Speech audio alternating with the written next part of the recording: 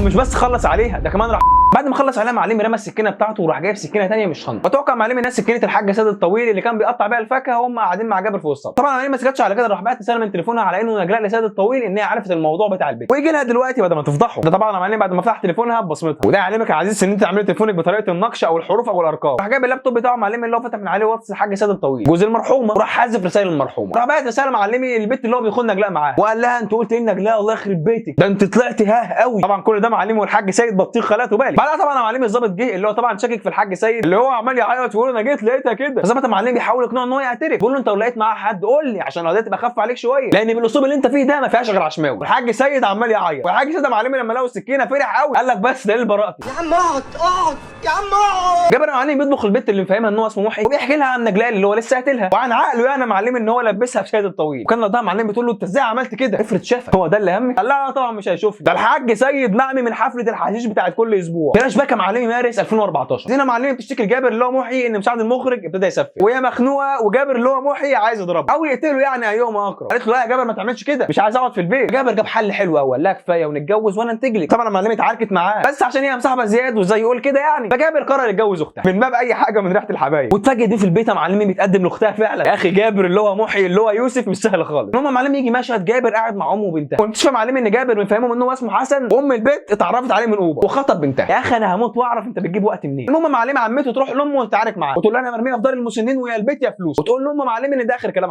عندك حق، ده اخر كلام مع امه فعلا. اقول لك على حاجه، هات تراب وتفني يلا. والحوار يا معلمي عالي بينهم لدرجه انهم مشتموا بعض وعمه جابر ضربت امه بالقلم. ام جابر ما كدبتش خبر واتصلت بابنها بسرعه او بالسفاح يعني ايهما اقرب. وفعلا يا معلمي جابر جالها وقعد يسخن فيه، قال يعني هو ناقص سخونيه. وبعدها يا معلمي يروح لاخت زينه اللي هو متجوزها باسم محي وتتخانق معاه وتقول له انت سايبني هنا بالشهور ما تعرفش عني حاجه، انا رحت القسم. طبعا يا معلمي هو اتفاجئ ولا البوليس عايز يحقق معايا هنا ليه، وهي تقول له زي ما حقق معانا كلنا. وراح يا معلمي فعلا رئيس المباحث هو اسمه محي، والظابط ساله عن علاقته بزينه وقال له علاقه سطحيه جدا يا فندم. طبعا ما احنا عارفين انها سطحيه. المهم معلمي الظابط مشاه بعدها يروح لعمته ويضحك ويهزر معاها ويدخلها اوضتها معلمي ويقول لها بكره تبقى عندنا. تقول له بجد يا ابني؟ قال لها يعني احلف لك ان ده اخر ليله هتباتيها هنا؟ تقول له لا انا مصدقاك. راح حاط المخده عليها قتلها بيها. طبعا معلمي هيعمل العزا بتاعها بعدها، معلش يا معلمي الواجب واجب برضه دي اصول يعني. بعد كده معلمي يروح المصنع ويكتشف ان هو معاه مبيعه المصنع ليه. طبعا معلمي في المصنع هو اسمه يوسف او يعني دلوقتي الحاج يوسف. بعد كده معلمي يجمع بنات المصنع ويقول لهم كل واحد هياخد حقه واللي اشتغل ساعه زياده هياخد حقه وانا راجل حقاني. يا سلام ده انت مش راجل حقاني، ده انت ابني.